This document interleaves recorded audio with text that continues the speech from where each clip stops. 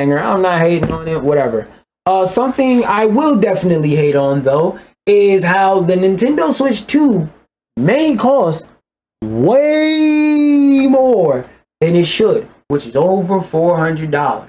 Because apparently, it's going to set you back $400 or more.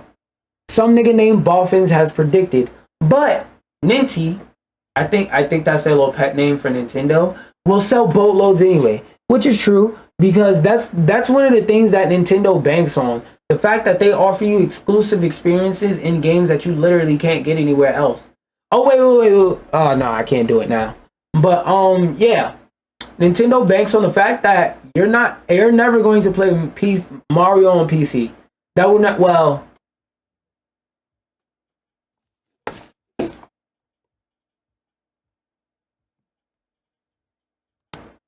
Music unrelated.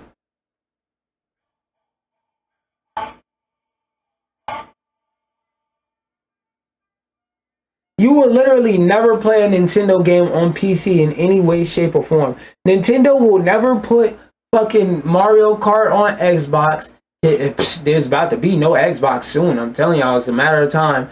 They will never put Mario Kart on Xbox. You're never going to see Zelda on PlayStation. You're never going to see gosh darn Metroid on a computer. You're never going to see that. But one thing you will see is the price of the next Switch be really fucking high. Because, like, one thing I think y'all need to take into consideration is, hey guys, remember, Nintendo's not an American company. You know what that means? That means their products come from overseas. You know what's a big thing that's going on right now with products that are coming from overseas? Tariffs. They're going to tax the fuck out of Nintendo for the Switch, especially because it's already going to be expensive. And they already sell this console at barely a profit. They're about to start selling it like for those of y'all who don't know, whenever like typical consoles like the PlayStation 5 or the Xbox Series, for example, come out, they sell the console at a loss for like the first 2-3 years of its life cycle because they put in hardware that's more expensive than like the console in general because they believe they're going to make that money back with the games and the services that you pay for once you buy the console. So they don't make their money off of you buying a PlayStation, off of you buying an Xbox. They make their money off of you buying games from Xbox, off of you buying PlayStation games, off of you paying for online, connecting it to Netflix, whatever the fuck. That's where they make their money from, not the actual console. Anyway, this news comes as we're inching towards that special Switch Direct that's coming out next week. Blah blah blah. How much? Let's read the original joint, and let's read boom. Bloomberg, NS2 analyst who regularly communicates with Nintendo and software hardware partners, anticipate a price of $400 or more, but still expects it to have the biggest launch in industry history. The hardware price is, of course, a big topic, but many people, including investors, do not consider the possible switch to software prices. Software. It's not hardware. If you have a Switch, no matter how much you pay for it, you're going to want to buy games on it. Just like the Wii U. If you buy a Wii U and you only buy Smash and that shit's your Smash machine, Nintendo still make money off of you buying Smash. So I don't think that the software really matters because niggas that buy Switch are obviously going to buy Switch games. If niggas wanted a Fortnite machine, they would get a PS5. I absolutely expect Nintendo's own games and major third-party games to cost $70. Tears of the Kingdom was $70 in the US in 2023, and it worked for them. Yeah, nigga, because it's Zelda. Again,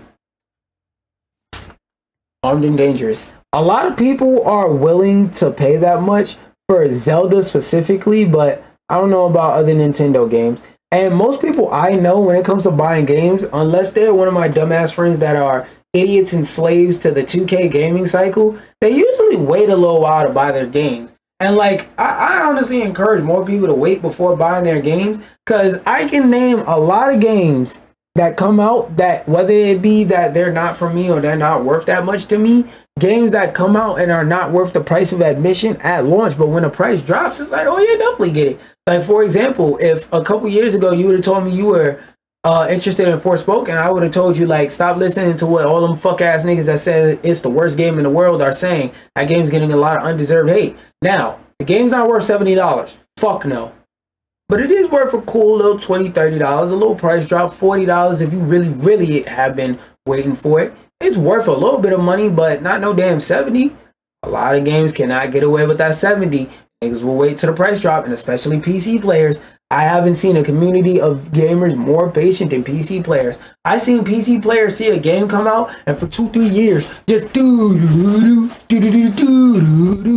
duck and dodge spoilers for years, waiting for a PC port. So don't play with the patience of PC players. But to all go back to what I've been saying, I don't know about $70 for every Nintendo game. Maybe shit like Smash, Mario, sure. But everything else, fuck no. Keep them prices down. Maybe you'll get some players. Will that price increase?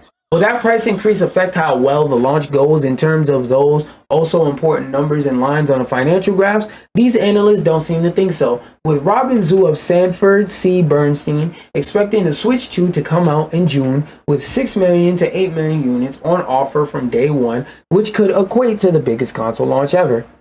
Yeah, it's going to have a big launch, but my thing about the Switch isn't like necessarily the launch. One concern I have heard is that the Switch 2 may not sell well in the long term because, and one thing I want y'all to know, right? And this is an experience I learned by working in retail, that if you personally have never worked in retail, you may not truly understand, but the customer is not always right, and it's because they're a fucking idiot majority of the time. Majority of the time, half the knowledge you have on a subject when you work at a location is never learned by the customer. So, for example, let's take the classic scene in the Boondocks where Robert Freeman was telling the dude at the counter, yo, I paid all this good money for this theater. How about you butter my popcorn? I paid too much money to be in this theater for me to butter my own fucking popcorn, right? Some people think they know all that about the situation going on and know all of that about the job. And really, you hear them speak, and you being somebody that knows what right from wrong is in this situation is, you look at them like, nigga, you's a straight idiot. You's a fucking dumbass. You's a straight bozo. You don't know what the hell you talking about. I say that to say, people are happy to be proud, loud, and wrong. If that 2 isn't big enough on that box to indicate that this is different from the other Nintendo Switch, some people may just think it's an upgrade or expansion. We had a similar problem with the Nintendo Wii and the Wii U, because PlayStation 1, 2, 3, 4, 5 look drastically different, and that number is big as fuck on the box, so people can tell the difference. But when it comes to Nintendo, Nintendo usually names their consoles different things. So, for example, the N64, GameCube, Wii.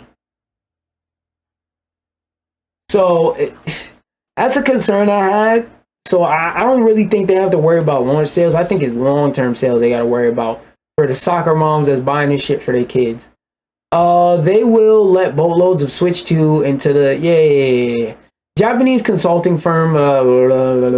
We can expect a great software lineup in year 1 from new Mario Kart and 3D Mario after 8 years to Pokemon Legends and Metroid Prime 4. There will also be third-party support from day one, most probably including blockbusters like get the fuck out of here. Nintendo and Call of Duty have a bad relationship for a reason. Microsoft has been repairing their relationship with Nintendo as much as they can, but I don't know about Call of Duty. I don't know, bro. Imagine trying to play Call of... I was about to say imagine trying to play Call of Duty on a small ass screen, but then I remember Warzone Mobile. Yeah, never mind. I forgot. You niggas be addicted to Call of Duty. He also added in a tweet that he reckons that the Tears of the Kingdom pricing trend of 70 will continue, at least when it comes to Nintendo's own games and major third party. Nice. Get the Armada ready for Nintendo. Blah, blah, blah. Is there anything left? No. I pretty much think all that I could say about this topic has pretty much been said. Are niggas gonna pay more than $400 for a Switch? Fuck yeah. It's Nintendo. But going from talking about Nintendo, let's talk about how Sony is still stuck on this AI stuff. Like, they are just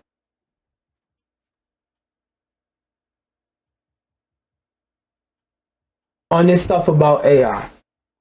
And apparently, Sony's choice of Aloy as its AI chatbot cuts against the Horizon series grind. So I've never played Horizon Zero Dawn or Horizon Forbidden West. So correct me if I'm wrong in this in the comments, in the chat, whatever. By the way, thumbs up the video or follow me on Twitch. Pick one, pick both, don't care, do it. You want to see your boy Qaptain shine? Do it.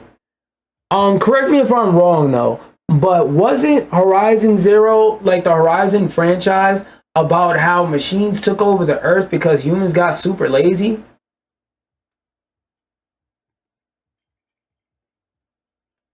Anyway, let's get back to it. An anonymous insider shared Sony's internal AI chat model test with The Verge, giving a peek into where it could, what it could entail for players. Since then, the video has been removed from YouTube due to copyright issues, but the news itself has already spread across the internet. With Aloy being a prominent face, I get that they want to push their IPs, but I really think they're pushing the wrong IP with trying to push Aloy, whatever the fuck her name is, so hard in this damn gaming generation, because it's like, bro, I have never met a nigga that has been rabid over Horizon. I've never met a nigga that wakes up every, oh shit. I've never met a nigga that wakes up every day and goes, nobody better install Horizon Forbidden West, or I'm gonna tear my shit open, howl at the moon and hunt them down. Like, I've never met nobody like that ever. So I don't know why the fuck they're pushing this game like it's one of their flagship series mascots that everybody played and loved, but whatever. Anyway, this video has since been removed, with Aloy being a prominent face in a newer generation of Sony exclusives. Still don't know why. The use of her is somewhat understandable. No, it is not. However, it's also incredibly confusing since it's also in direct conflict with the entire premise of the Horizon franchise. Horizon takes place centuries after a rogue AI has destroyed civilization via giant metal machines. So Horizon is about Ultron, and these niggas said, hey, we're gonna let Ultron use her voice.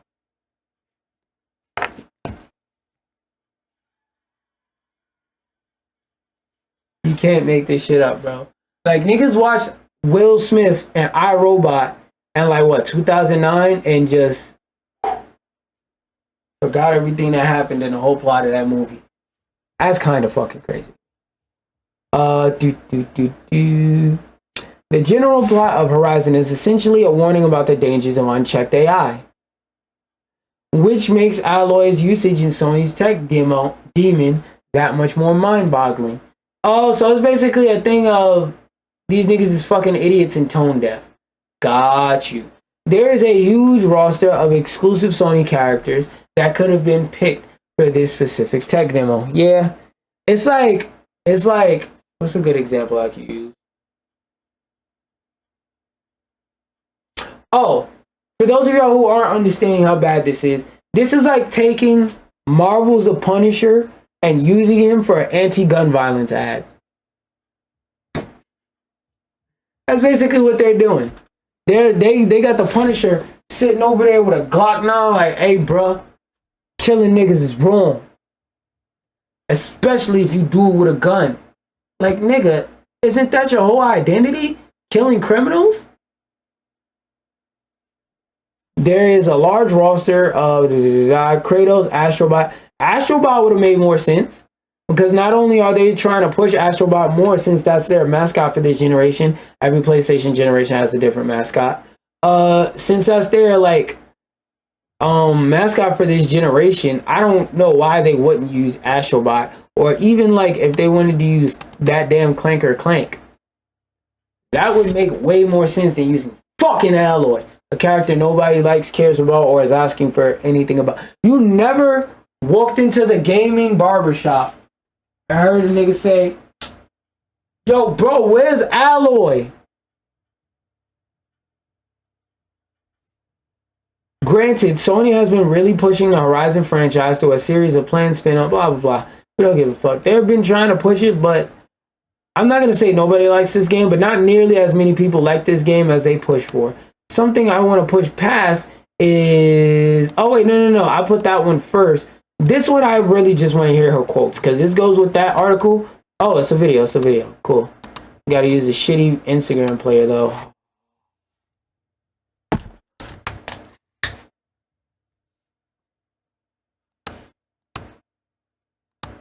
Okay, so it's just not gonna work.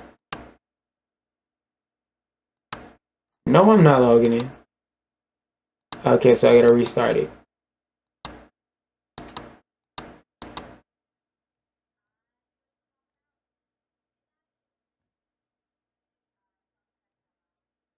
We just gonna have to watch the whole video and then comment.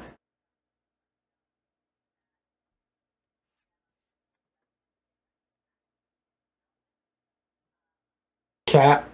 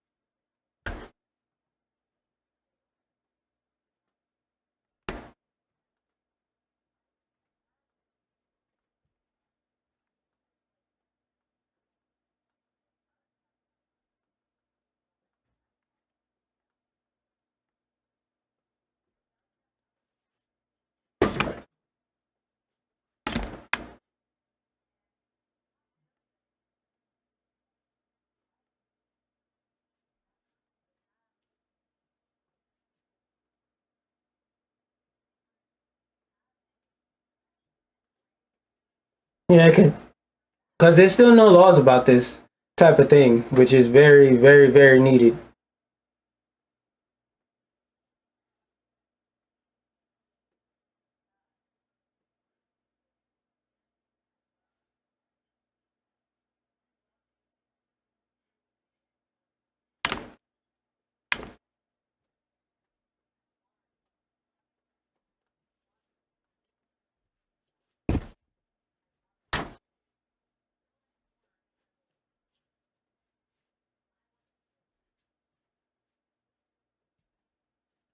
All right. So mostly what I got out of what she said is mostly that she's scared for the art form because like it's one of those things where more or less it starts with this and it only gets worse from here. But it's like what I've been saying on this stream. If you were in the desert dying, a CEO wouldn't piss in your mouth to save you from dehydration. That's just what it is. What can we do about it? Put rules on these corporations, but you know, not gonna get into the political side of that. Anyway, oh, there was a full fucking transcript. I'm an idiot. It's unusual for performers who have such close relationship with game companies to speak out like this. Yeah, because a lot of them is fucking pussy. She seems like she's solidified in her career, so she's like, if I don't get work from them niggas ever again, I'll be alright. I'll still be able to get work elsewhere within the industry, and that'll just show you how fucked up they are.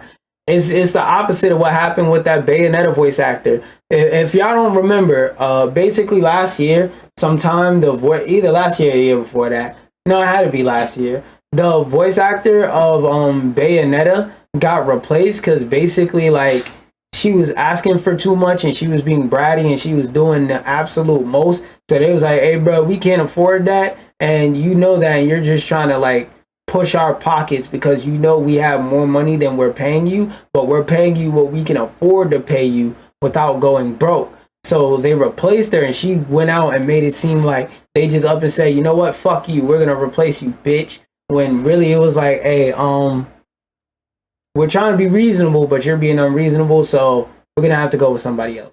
It seems like this is the exact opposite of that situation where it's like, she's like, yo, I'm not even getting basic notifications of, hey, we're doing X, Y, and Z. They just went ahead and went with that that tech bro philosophy of, I'd rather ask for what is it?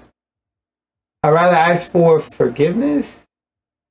Yeah, I'd rather ask them forgiveness than permission, basically. Which sounds cool in the moment when you're being on Mr. Inspirational Quote guy and you're in those compilations where you're slow walking and it's showing footage of some buff dude working out. Then it's showing like a picture of nature with some different color words over it, and you're saying inspirational quotes. But when you really put it into practice and really think about the morality of statements like that, you start going, now that I think about it, that is kind of a fucked up practice. But it's the standard tech bro practice. Forgiveness over permission.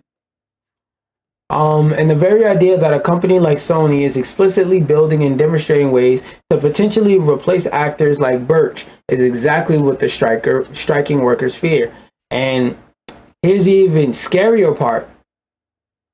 You may think about AI, voice translations and stuff like that and go, oh my God, that stuff is ass. That's what they want to replace her with? Yeah. Because look at the footage of Will Smith eating spaghetti a year ago versus now. It's gotten way better in that time. Way, way better in that time. Scary amount so, might I add. But anyway, going on. I was gonna read into this on stream, but I'll read that on stream. I don't care that much. Just real quick. Apparently one of the lead devs, not the ones that got fired, one of the ones that are still there on Marvel Rivals, isn't scared that their growing roster of heroes will eventually mess up balance and that everything is going to progress smoothly. I really need them to add more fucking Vanguards, but we'll see. We'll see. How long is this article? Because I'm just going to scroll through and read the quotes. I don't give a fuck about all this other shit. I play Marvel Rivals. I know about the damn game. We invested a lot of resources into developing upcoming content, including new characters, new maps, new modes, and more. Guang Guang, game director for Marvel Rivals, told PC Gamer in a recent interview. The content for Season 2 is ready and set to go. I would hope the fuck so. Ready and set to go. The designs for Season 3 and 4 have also been completed and are currently under intensive development. Overall, everything is progressing smoothly, according to this statement that I'm publicly giving to a gaming magazine that I know is going to go out to gamers. Meaning, he could be sitting there speaking quite literal bullshit. They could be in development hell right now, behind the scenes. Only a few heroes feel truly unfair to play against because of how powerful characters that are on offer. I'll reply to that with this. That seems like the case, but every character in this game has a direct counter. Now, if you're playing in ranked and you're diamond or above, whether you'll be able to actually counter that, I don't know. But only 4 characters can be banned at a time, and usually it's really like 3 characters because both teams will be on one brain cell about a certain character that they want to ban. So let's say, for example, Wolverine, and then they'll probably ban like a Storm or a Hulk or something like that. Or if they're playing a dive comp, they're gonna go ban Namor and Penny. So, but 4 characters can get banned at once. Only a few heroes truly feel unfair to play against because of how there are just a ton of ridiculously powerful abilities spread across the roster. The fact that Jeff the Land okay, this is a fucking scrub talking. Niggas talking about broken characters and mention Jeff. Shut your scrub ass up. Fucking quick play demon. Nigga bronze 20 in your elo is bronze 20 in quick play. You got a low quick play elo. Shut your goofy ass up. it would be easy to get bogged down with fine-tuning hero balance, but it seems like the overarching goal for Marvel Rivals will continue to be fostering a fun and slightly blah blah. Nigga, what did he say? On one hand, we will consider interesting gameplay mechanics that can bring about new environmental changes from the perspective of the game environment lineup and the character's own experiences, as well as unique and novel experiences that have not been seen before. Guang Guang says, on the other hand, we will also take into account the progression of narrative writing and the new thing. Basically, if they add a character into the game, not only does it have to fit the game's meta and balance, it also has to fit the story of the game so far too. And well, not just so far, but for the future to come. Overall, we hope to fulfill players' fantasies about Marvel superheroes and consistently deliver new experiences. First, we will closely monitor key metrics for heroes across different modes. For example, in quick match and competitive modes, we will analyze win rates, pick rates, damage, healing, etc., etc., etc. for heroes at various ranks and in different tournaments. This data serves as the foundation for our balancing efforts. And this is one of the good things about developer-run tournaments. When you have a developer-run tournament, it shows you firsthand which characters have a competitive edge and why, based on who and what's being picked right in front of your eyes, right in front of your face. At the same time, we will analyze the composition of hero lineups and win rates within the aforementioned modes, which will be crucial.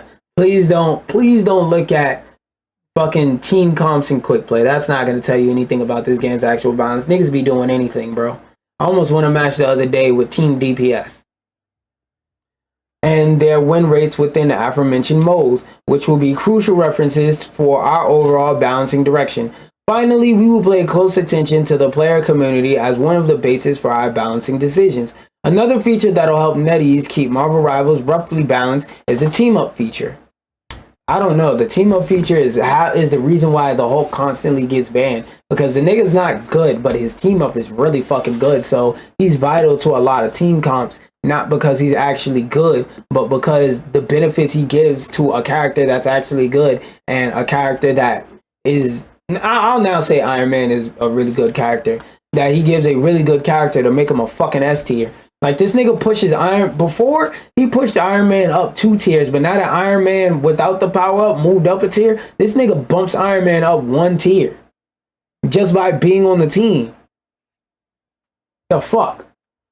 Finally, we will pay close attention to the player community as one of the bases for our balancing decisions.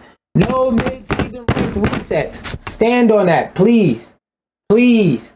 Because I hear a lot of people in the community saying, bro, maybe we needed a mid-season rank reset. No. A mid-season rank reset is not going to fix the fact that there's whole ass websites for people to get their accounts boosted by playing with people in teams, and that people are selling fucking, are like giving people lettuce, whatever the fuck it's called, end-game money to get boosted. And one person tried it on me because I was in the Marvel Rivals Discord. I was trying to see if I could pull a cup. Are you good? I was trying to see if I could pull a couple people to party up with to see if I could get a couple comp games in. And one dude I sent a DM to was like, yeah, I'll play the game with you for 500 lattice and some shit like that. I was like, nigga, what? You don't get the fuck out my face. Discord full of people willing to play the game for free. Some of them smurfs for no reason are just smurfing because they fucking bored. And you telling me you want me to give you money to help to play and help boost my rank in this game? Nigga, if I was a millionaire, I still wouldn't pay for no goofy shit like that. Fuck is wrong with you? Anyway, like, boosted accounts are not going to stop. A rank reset is not going to stop boosted accounts, bro. Because there's always going to be somebody who's able to get to Celestial solo queuing by himself, carrying every single fucking lobby, that is willing to make a spare account and carry different people.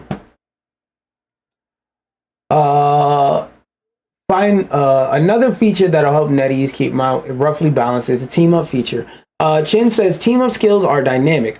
The fuck does that mean?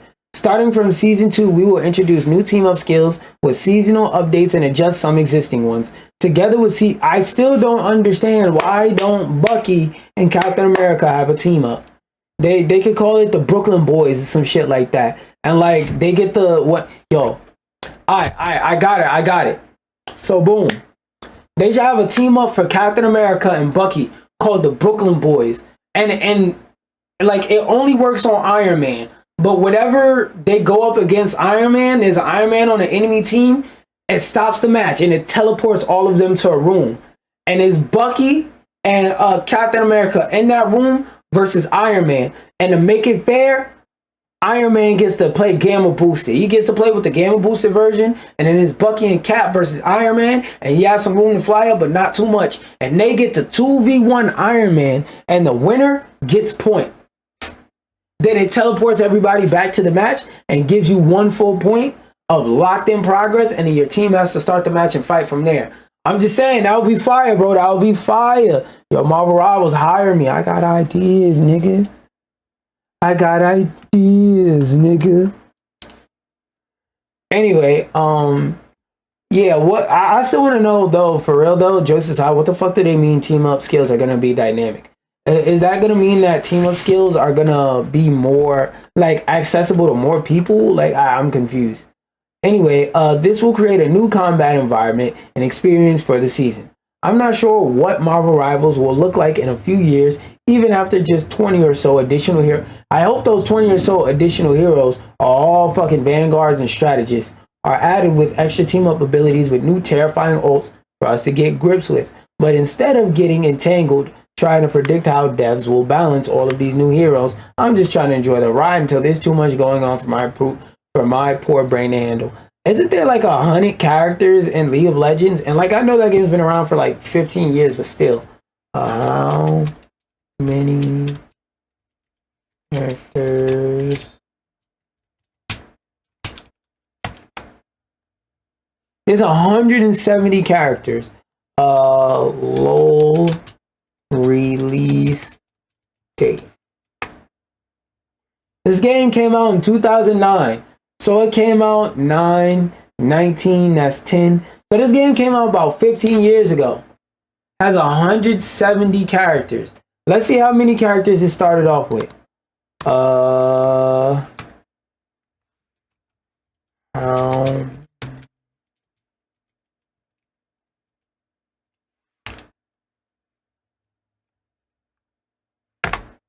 Not does, but did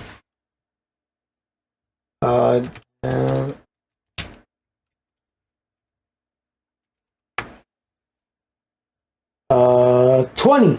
So League of Legends started with 20 characters. So 20 minus 70, that's 76, that's 150. So over the last 10 years, these niggas added 150 new characters to the game. Let me repeat that. Over the last 15 years, they have added 150 characters to this game after starting off with 20 in 2009. And we have 33 right now in Marvel Rivals. Just to put stuff into perspective. But perspective I wanted to explore and discuss is about how Midnight Club, basically, if you buy Midnight Murder Club and a few of your friends want to play as well, it's more of like a split fiction thing where all you have to do is buy the game and give it to your friends for free. I would like to see more multiplayer games normalize this, because not only does that get more people into your game, that gets more people liking your game, which gets you more sales down the line. Corporations start being pro-consumer. You get more money that way. I wanted to talk about that more, but I don't give a fuck. And I was going to talk about this more, but I'm going to read that in my own time. We're about to hop on this motherfucking game. If you're in the stream live, just restart it. Just keep reloading the tab. I got to shut it up on TikTok, and we'll be